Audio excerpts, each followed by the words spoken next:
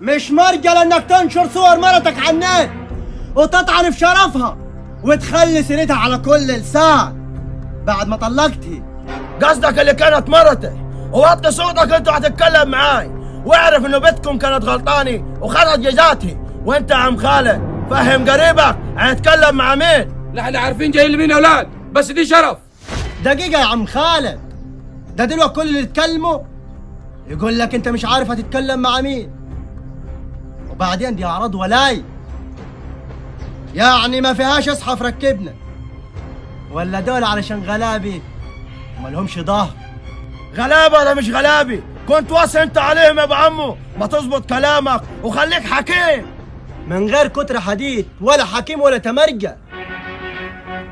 ده بنت عمك، لو جت غبار عليه هتيجي علي انا كمان غبارة.